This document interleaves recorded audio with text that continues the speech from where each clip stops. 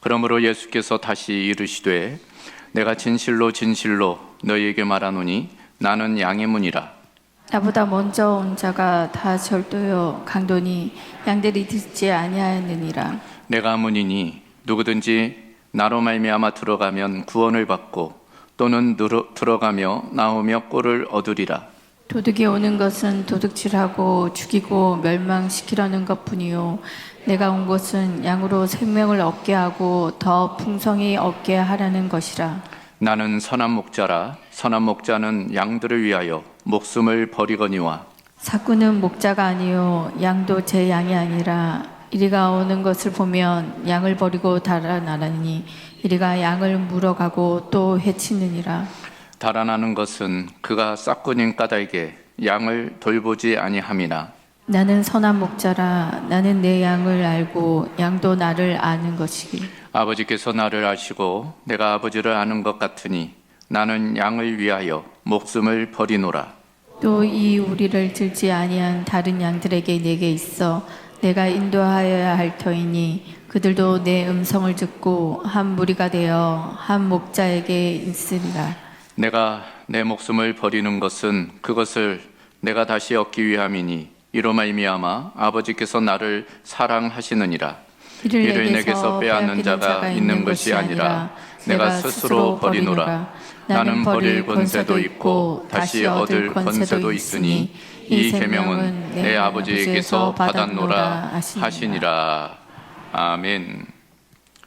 자, 오늘 대림절 네 번째 주일 맞아서 함께 읽은 요한복음 10장 7절로부터 18절 말씀 통해 예수 양의 문 선한 목자라는 제목으로 함께 말씀 나누겠습니다. 대림절 주 오심의 계절을 우리가 보내고 있어요. 기다림에 초점을 맞추고 있습니다. 이와 같은 기다림은 아무 일도 하지 않고 그저 시간을 보내는 수동적인 기다림이 아니라 마치 슬기로운 다섯 처녀와 같이 기대하며 또 마음을 열고 맞이할 준비를 하는 적극적인 기다림, 능동적인 기다림이라고 할 수 있습니다. 그러니까 단지 과거에 베들레헴에 오신 그 예수님을 기념하는 시간이 아니라 오늘도 우리의 삶 한 복판에 찾아오시는 주님, 그리고 그 약속대로 다시 오실 주님을 기다리는 절기인 것입니다. 이와 같은 대림절의 핵심은 예수님이 왜 이 땅에 오셨는지에 대한 거예요. 왜 예수님께서 인간의 몸을 입고 이 땅에 오셔야만 했는가? 그것을 우리가 아는 것이 필요합니다. 그 질문에 대해서 우리가 계속적으로 요한복음 말씀을 통해서 살펴보고 있어요. 첫 번째 시간은 예수님은 생명의 떡으로 오셨다는 것입니다. 지난 시간 예수님은 세상의 빛으로 오셨다는 거예요. 그리고 오늘 예수님은 이제 양의 문으로 그리고 선한 목자로 이제 이 땅에 오셨다 이제 말씀하고 있습니다. 그리고 오늘 우리가 함께 살펴보는 요한복음 10장에 보면 예수님이 자기 자신을 두 가지 이미지로 비유로 소개하고 있습니다. 하나는 양의 문이고 다른 하나는 이제 선한 목자예요. 즉 우리를 양으로 이제 비유하면서 자신은 문으로서 혹은 이제 목자로서 비유하는 것입니다. 이것은 마치 둘인 듯 하나 그러나 결국 이제 하나라는 것을 알 수 있어요. 그러니까 예수님은 양인 우리에게 이제 반드시 필요한 분이라는 거예요. 없어서는 아니 되는 이제 존재라는 것입니다. 그게 바로 양의 문으로서 이제 선한 목자로서의 예수님의 모습입니다. 이 두 비유는 예수님이 이 땅에 오신 목적 그리고 우리를 향한 그 예수님의 마음이 어떠한지를 분명하게 보여주고 있습니다. 그래서 오늘 요한복음 10장 이 말씀을 통해서 대림절에 이 땅에 오신 그 예수님, 그분은 어떤 분이신지 또 우리에게 어떤 의미가 있는지를 함께 살펴보려고 합니다. 두 가지를 살펴보겠어요. 첫 번째는 양의 문이신 예수님입니다. 예수님은 양의 문이 되신다라는 거예요. 여러분 오늘 교회 오실 때 많은 문들을 통과해서 오셨을 거예요. 이 문이라는 것이 어떤 경계이자 통로이잖아요. 안과 밖을 나누기도 하고 동시에 안으로 들어가도록 하는 역할, 그게 바로 이제 문의 기능입니다. 우리는 인생 가운데 수많은 문을 만나게 돼요. 문 앞에 서게 됩니다. 오늘도 여러분 현관문 앞에 서셨을 거예요. 엘리베이터 앞에 서기도 하셨을 것입니다. 차문 앞에서 서 계셨을 수도 있어요. 그런가 하면은 이제 진로의 문도 있고, 결혼의 문도 있고, 관계의 문, 건강의 문, 신앙의 문 앞에 서는 경우가 있습니다. 어떤 문은 열린 듯 하나 가까이서 가보면 닫혀 있기도 하고, 어떤 문은 활짝 열어 들어가 보니 그 끝이 막혀 있는 경우도 있는 거예요. 특별히 어떤 문은 그 운명을 결정하는 문들도 있는 것입니다. 그래서 이 문을 선택한다는 것은 참 중요한 것입니다. 사람들은 묻는 거죠. 그렇다면 도대체 어떤 문으로 들어가야 되느냐? 어떤 문이 옳은 문인가? 그런 질문을 하는 것입니다. 그런 질문들에 대해서 예수님 오늘 이렇게 말씀하시는 거예요. 내가 문이다. 내가 문이다. 말씀하시는 것입니다. 그래서 7절과 9절을 보면 나는 양의 문이라. 내가 문이니 누구든지 나로 말미암아 들어가면 구원을 받고 또는 들어가며 나오며 꼴을 얻으리라. 예수님이 진정한 문, 구원의 문이 되시고 그 예수님을 통해서 우리는 꼴을 얻게 된다. 이제 말씀을 하고 있는 것입니다. 자, 그렇다면 이 말씀을 통해서 예수님이 양의 문이 되신다고 할 때 그 의미는 무엇인가? 이제 세 가지를 함께 살펴보겠습니다. 첫 번째는 그 문은 누구에게나 열려 있는 문이라는 거예요. 누구에게나. 그래서 오늘 본문에 보면은 누구든지라는 단어가 나오죠. 여러분, 이 누구든지가 뭐예요? 이 말 속에는 차별이나 조건이 없다는 거예요. 단어 그대로 누구든지입니다. Everybody, anybody, 누구나. 남녀노소, 빈부귀천, 지위고와 관계없어요. 건강 유무, 성공 유무, 지식 유무 무관합니다. 실패한 사람도 관계없고 병든 사람도 관계없어요. 누구에게나 열린 문이라는 거예요. 누구에게나 그 예수님은 활짝 열려 있다라고 지금 말씀하고 있어요. 그래서 예수님이 이 땅에 오셔서 양의 문이 되신 것은 우리에게 기쁨의 소식, 복음이라고 할 수 있어요. 사실 이 당시까지만 해도 유대인들은 그 문은 유대인들에게만 열려 있다라고 생각했어요. 선민 사상입니다. 많은 민족들 중에 오직 유대인들만 그 문을 들어갈 수 있다, 그런 생각을 했어요. 그러나 예수님이 오셔서 말씀하시는 거예요. 아니다. 그 문은 누구에게나 열려 있다 말씀하고 있는 것입니다. 오늘 본문에서만일까요? 다른 복음서에서도 마찬가지예요. 이를테면 마태복음 11장 28절에 수고하고 무거운 짐진 자들아 다 내게로 오라. 수고하고 무거운 짐진 자들, 우리 모두이죠. 우리에게는 수고하고 무거운 짐이 있기 때문입니다. 우리 모두를 향한 초대예요.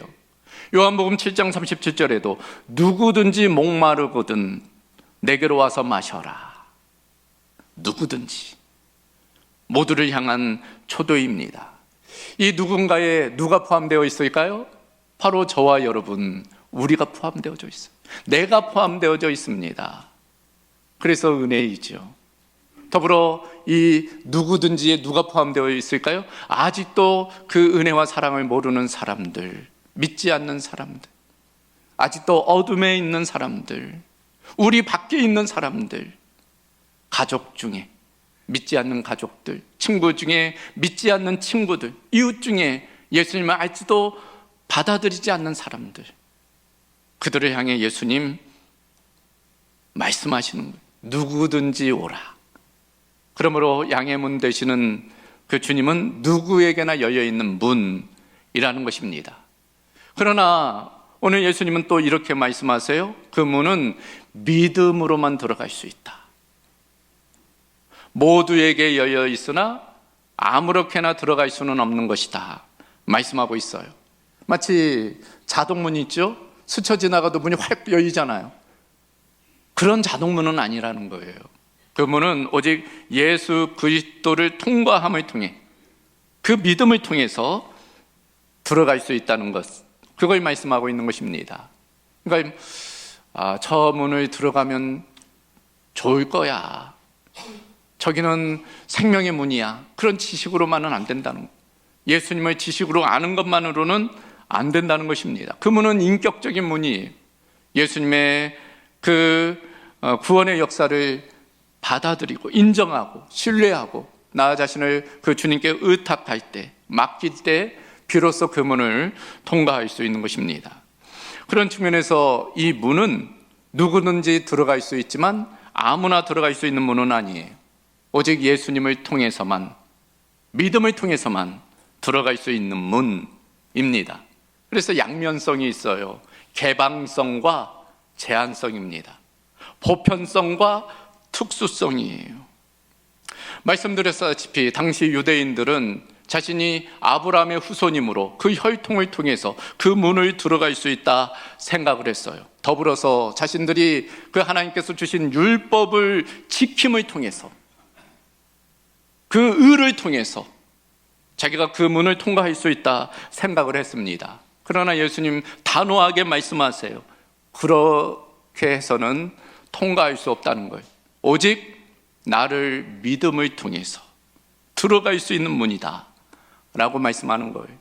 하나님께로 나아갈 수 있는 유일한 문, 유일한 통로, 그것은 오직 예수 그리스도, 그 예수 그리스도를 믿음을 통해 들어갈 수 있다 말씀하는 것입니다.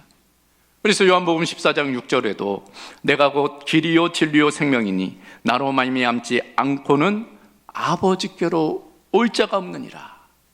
오직 유일한 길, 유일한 진리, 유일한 생명인 것을 말씀하고 있습니다.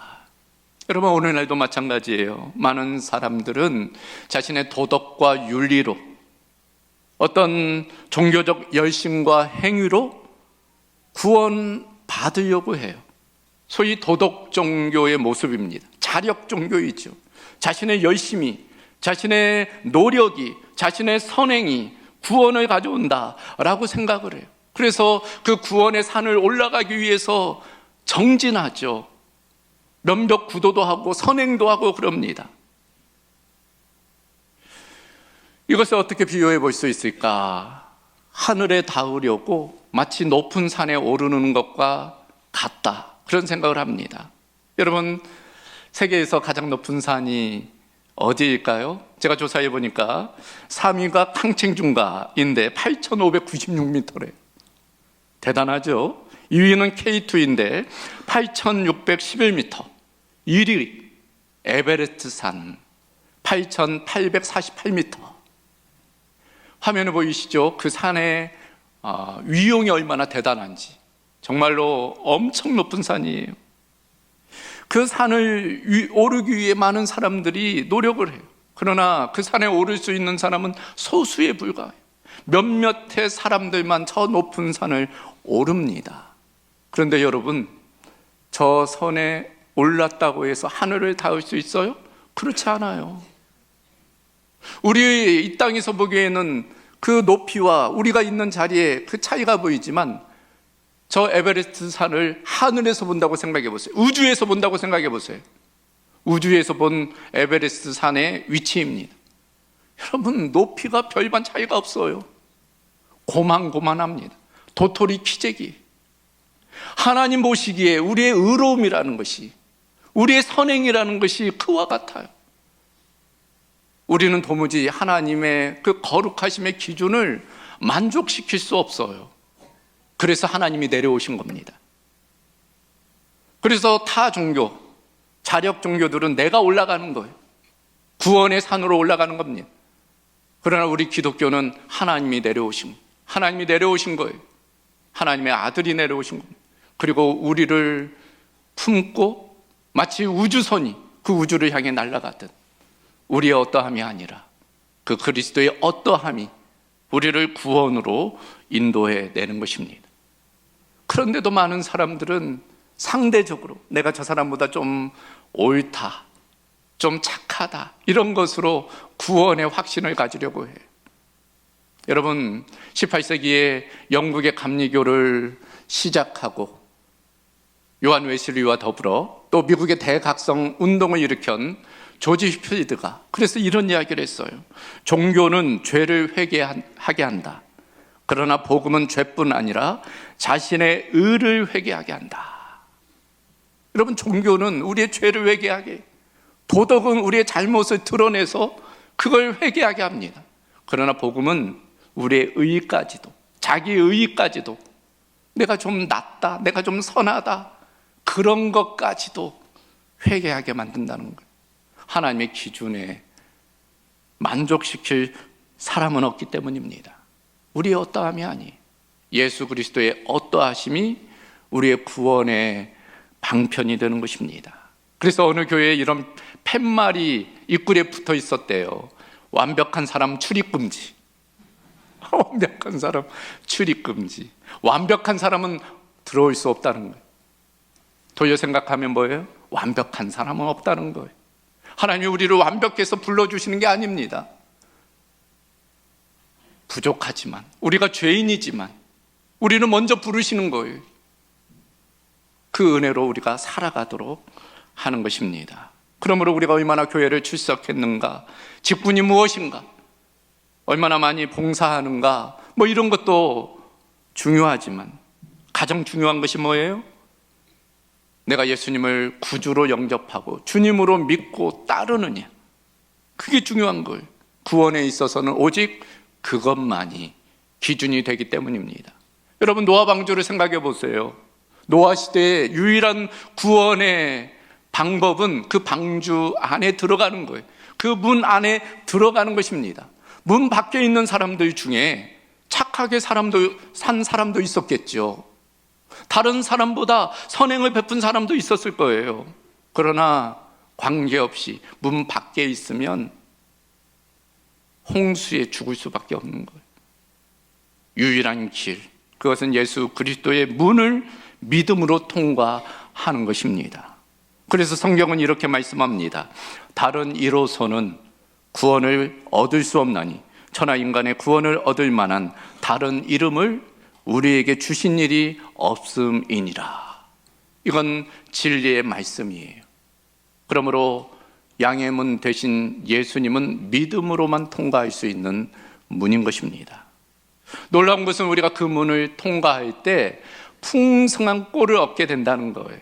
그것이 오늘 본문의 약속입니다. 그래서 9절을 다시 보면 내가 문이니 누구든지 나로 말미암아 들어가면 구원을 받고 또는 들어가며 나오며 꼴을 얻으리라. 여러분, 양에게 있어서 구원이 뭐예요? 양에게 있어서 구원은 그 필요가 공급되는 거죠. 많은 원수들, 늑대나 이리로부터 보호받는 거예요. 그리고 그 걸음을 인도받는 것입니다. 마치 그와 같이 그 문에 들어가면 보호와 인도와 또한 공급을 받게 됨을 이야기하고 있습니다. 놀라운 것은 들어가며 나오며 꼴을 얻는다는 거예요. 꼴. 양에게 있어서의 양식입니다. 그와 같은 꼴은 세상이 주는 것과 전혀 다른 거예요. 그래요, 여러분, 세상은 우리에게 많은 문들을 소개해요. 이 문을 통과하면 성공하게 될 거야. 이 문을 통과하면 삶의 기쁨이 있을 거야. 이 문을 통과하면 너에게 명예가 있을 거야. 성공의 문, 쾌락의 문, 물질의 문, 많은 문들을 우리에게 제시를 합니다. 그 문을 통과하면 우리에게 돈이, 명예가, 권력이, 칭찬이, 인정이 주어지기도 해요. 문제는 뭘까요? 그 문을 통과했던 많은 사람들의 일관된 고백이 무엇일까요? 허탈함이, 외로움입니다. 그것이 세상이 주는 성공, 쾌락, 물질의 결론이에요. 그 문은 잠시의 배를 채울 수 있으나 그 영혼을 살찌우지는 못해요. 그래서 예수님 이렇게 말씀하셨어요. 평안을 너희에게 끼치노니 곧 나의 평안을 너희에게 주노라. 내가 너희에게 주는 것은 세상이 주는 것과 같지 아니하노라. 세상이 주는 것과 다른 차원의 평안, 기쁨, 그걸 예수님께서 우리에게 주신다는 것입니다. 예수님은 사마리아 여인과의 대화에서 그걸 분명히 말씀해 주셨어요. 요한복음 4장 14절이죠. 예수님이 이렇게 말씀하십니다. 내가 주는 물을 마시는 자는 영원히 목마르지 아니하리니 내가 주는 물은 그 속에서 영생하도록 솟아나는 샘물이 되리라. 세상이 주는 물과 다른 예수님이 주시는 물의 차별성이, 그것은 다시는 목마르지 않게 하는 영원한 샘물이 되게 하신다 말씀하고 있어요. 오늘 본문 10절에도 마찬가지입니다. 내가 온 것은 양으로 생명을 얻게 하고 더 풍성히 얻게 하려 하는 것이라. 그저 근근히 생명을 유지하고 살아가는 정도로 하는 것이 아니라 풍성한 삶을 살아갈 수 있도록 예수님께서 우리와 함께 하여 주신다 말씀해 주는 것입니다. 이와 같이 예수님은 양에게 있어서 문이 되어 주신다 말씀하고 있어요. 여러분, 이 양의 문이 된다는 것, 이 당시에 목양의 풍경을 좀 생각해 볼 필요가 있어요. 밖에서 이 양들을 칠 때 밤이 되면 이 양들을 우리 안에 들이게 된다고 그래요. 그런데 문이 없는 경우가 종종 있답니다. 문을 구할 수가 없어서. 그러면 문제잖아요. 양이 이제 공격받을 수도 있고 이탈할 수도 있고, 그런 경우 이 목자가 그 문 역할을 한답니다. 문 있는 자리에 자기가 위치한다는 것. 그래서 양을 보호해 준다는 것입니다. 예수님이 내가 양의 문이다 라고 할 때는 그런 의미가 내포되어져 있어요. 그 문은 모두에게 열려 있다는 거예요. 그러나 믿음을 통해서만 들어갈 수 있다는 것입니다. 그리고 그 문에 들어오기만 하면 풍성한 꼴을 얻게 될 것이다. 예수님 말씀하고 있는 것입니다. 이처럼 예수님은 양의 문 되어주시는 줄로 믿습니다. 두 번째로 예수님은 선한 목자가 되신다 말씀하고 있어요. 그러니까 이제 문 안에 들어온 우리를 예수님께서 목자로서 이끌어 가신다, 그런 의미. 그래서 오늘 본문 11절 14절을 보면 반복해서 예수님 나는 선한 목자라 말씀하고 있습니다. 그래서 예수님은 양의 문일 뿐 아니라 선한 목자가 되세요. 왜 목자 앞에 선하다라는 단어를 쓰고 있을까요? 악한 목자도 있기 때문입니다. 그래서 읽은 바 오늘 본문에 따르면 싹군 목자가 등장해요. 양이 어려움에 처했을 때 양을 버리고 떠나는 그런 목자들, 악한 목자, 싹군 목자입니다. 그러나 예수님은 전혀 다르다는 거예요. 예수님은 선한 목자라는 것입니다. 그래요, 여러분, 양에게 있어서 이 목자는 절대적이에요. 목자가 누구냐에 따라 양의 운명이 결정됩니다. 양은 무능하기 때문이에요. 양은 무력하기 때문입니다. 그래서 어떤 목자를 만나느냐에 따라 양의 운명이 결정돼요. 그런데 예수님은 악한 목자가 아니라, 싹군 목자가 아니라 선한 목자라 말씀하고 있어요. 자, 그렇다면 예수님이 선한 목자라는 것은 어떤 의미일까? 두 가지만 생각해 보면, 먼저는 우리를 잘 아는 목자라는 거예요. 그래서 선하다는 것입니다. 14절 15절에 보면 나는 선한 목자라, 나는 내 양을 알고 양도 나를 아는 것이 아버지께서 나를 아시고 내가 아버지를 아는 것 같으니 라고 되어져 있어요. 예수님은 하나님과 삼위일체잖아요. 그만큼 아버지 하나님을 잘 아세요. 그런데 그 예수님이 우리도 그와 같이 아신다는 거예요. 잘 아신다는 거예요. 그러므로 우리의 선한 목자가 된다는 것입니다. 여기서 안다는 것은 그저 지식과 정보적인 차원이 아니에요. 우리 모든 것을 아신다. 우리의 이름도 아시고, 우리의 마음이 어떠한지도 아시고, 우리의 꿈과 비전이 무엇인지도 아시고, 그 모든 것을 예수님은 아신다는 것. 우리의 마음의 연약함, 우리의 실패, 우리의 좌절, 우리의 염려, 우리의 두려움, 그 모든 것까지도 예수님은 아신다는 것입니다. 그래서 여러분, 복음성가 중에 내 이름 아시죠? 라는 찬양이 있잖아요. 내 이름 아시죠? 내 생각도, 내 마음도. 그와 같이 우리 주님은 우리를 잘 아세요. 나를 지으셨기 때문에, 우리를 창조하셨기 때문에, 그 누구보다도 우리를 가장 잘 아시죠. 우리를 사랑하시기 때문에 우리를 가장 잘 아십니다. 그분은 우리의 머리털 하나까지도 세신 바 된다. 성경은 말씀하세요. 주무시지도 졸지도 않으신다. 그렇게 우리를 사랑하신다. 성경은 우리에게 말씀하고 있는 것입니다. 그래요. 목자가 그 양을 잘 알지 못하고 그 양을 이끌어가면 어떻게 될까요? 그러면 그 양은 죽을 수가 있어요. 그래서 성경에서의 목자는 모리가 아니라 인도입니다. 몽골이나 이런 넓은 초원에서는 양을 끌고 갈 때 뒤에서 몰아가요. 개를 풀어서 그 양들을 몰아갑니다. 초원에서는 가능한 일이지만 이 팔레스타인 지역에서는 불가능한 일이에요. 왜냐하면 낭떠러지가 많고 돌, 바위, 그러므로 그렇게 뒤에서 모이다 보면은 떨어져 죽게 돼요. 그래서 목자가 이 양을 잘 알아야 됩니다. 양의 상태가 어떤지, 지금 병들었는지, 지금 힘이 약한지. 그래서 그 양의 상태에 따라서 그 목자는 그 양을 인도해 가는 거예요. 선한 목자 되신 주님은 그와 같이 우리를 잘 아시는 분이라고 지금 말씀하고 있는 것입니다. 두 번째로 그 선한 목자 되시는 주님은 결국 우리를 지키시는 분이시다. 그래서 선하다 말씀하고 있어요. 말씀드렸다시피 이 양은 무능한 동물이에요.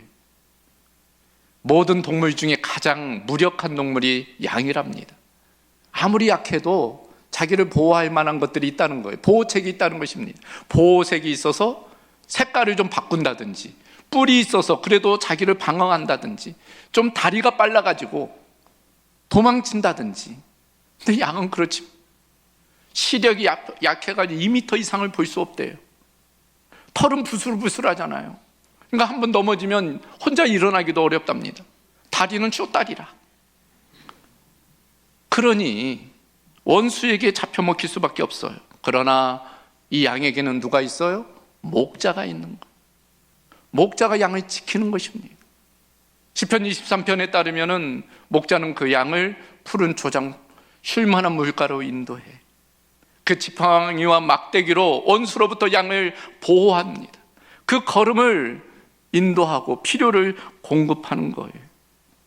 우리에게도 목자 되신 주님께서 그와 같이 우리를 지키시고 또 공급하시고 걸음을 인도해 주시는 것입니다. 많은 적들의 공격과 유혹, 도전으로부터 우리를 안보해 주시는 거예요. 성탄은 바로 그런 선한 목자가 우리 가운데 오셨다는 소식이에요. 그래서 기쁨의 소식, 복음의 소식입니다. 놀라운 것은 그 목자는 우리를 어떻게 지키시는가? 자기의 생명을 내놓기까지 우리를 지키신다는 거예요. 그래서 11절, 15절을 보면 나는 선한 목자라. 선한 목자는 양들을 위하여 목숨을 버리거니와 나는 양을 위하여 목숨을 버리거니와. 예수님 말씀하고 있어요. 그런데 이 말씀은 빈말이 아니잖아요.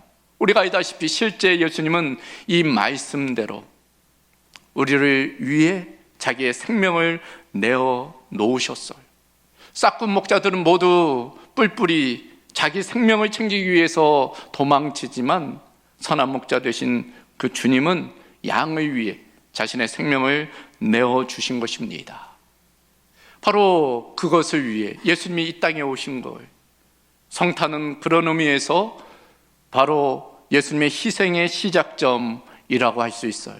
그리고 결국 십자가와 부활을 통해서 우리를 지키시는 그 사역을 완성하시게 된 것입니다. 놀라운 것은 그 주님께서 우리를 언제까지 지키실까요? 여러분, 언제까지 지키실 것 같습니까? 시편 23편에 그 단초를 우리에게 보여주고 있어요. 다윗은 이렇게 6절에 고백합니다. 내 평생의 선하심과 인자하심이 반드시 나를 따르리니 내가 여호와의 집에 영원히 살리로다. 나의 평생에 즉 우리가 이 땅에서 사는 모든 순간 예수님이 우리의 선한 목자가 되어 주셔서 우리의 필요를 공급하고 우리를 보호하고 우리를 인도해 주신다는 거예요. 놀라운 것은 이 땅에서뿐 아니라 뭐라고 되어져 있어요? 내가 여호와의 집에 영원히 살리로다. 영원까지. 이 땅에서뿐 아니라 죽음 이후 영원까지도 예수님은 우리의 선한 목자가 되신다 말씀하고 있는 것입니다. 그런 측면에서 대림절 선한 목자로 오신 그 주님은 우리에게 기쁨의 소식, 복음의 소식이 되는 줄로 믿습니다. 선한 목자로 오신 우리 주님께 감사의 박수 올려드리겠습니다. 자, 오늘 말씀을 정리합니다. 오늘 양의 문 되시는 예수님, 선한 목자 되신 예수님에 대해서 함께 말씀을 나누었습니다. 여러분, 사랑하는 성도 여러분, 지금은 여러분은 어떤 문 앞에 서 계십니까? 예수님의 문 아닌 다른 문에서 여러분 서성이고 있지 않으세요? 그렇다면 방향을 예수님께로 향하시기를 바랍니다. 그리고 그 열린 문을 향해 믿음으로 응답하시기를 바라요. 예수님이 나의 구세주이고 나의 주님임을 고백하고 그 문을 통과하시기를 바랍니다. 그럴 때 예수님은 우리의 선한 목자가 되어주세요. 우리의 필요를 공급하시고 우리를 보호하시며 우리의 걸음을 인도해 주십니다. 양 그 목자의 음성을 듣는다, 성경은 말씀하고 있어요. 그러므로 우리가 날마다 그 목자 되신 주님의 음성을 듣고 주님 따라, 말씀 따라 살아가야 될 줄로 믿습니다. 대림절을 통해 그런 은혜가 다시금 우리 가운데 있기를 주님의 이름으로 소망합니다. 감사하신 아버지 하나님, 오늘 양의 문 되시고 선한 목자 되신 주님을 함께 살펴보게 하심에 감사를 드립니다. 영원한 구원의 문, 예수님께서 그 문이 되어주시고 또 이 땅에 오심과 또 십자가의 그 능력을 통해서 그 문을 여시며 우리를 아버지 하나님께로 인도하여 주심에 감사를 드립니다. 선한 목자 되신 주님께서 날마다 우리를 가장 잘 아심으로 가장 최선의 길로 인도하시고 우리의 필요를 공급하시며 우리를 안보하여 주심에 또한 감사를 드립니다. 늘 그 주님과 동행하는 삶이 되게 하여 주시고 주님 따라 말씀 따라 살아가는 은혜가 있게 하여 주시옵소서. 모든 것 주께 얻다 가오며 우리 주 예수 그리스도의 이름으로 기도하옵나이다. 아멘.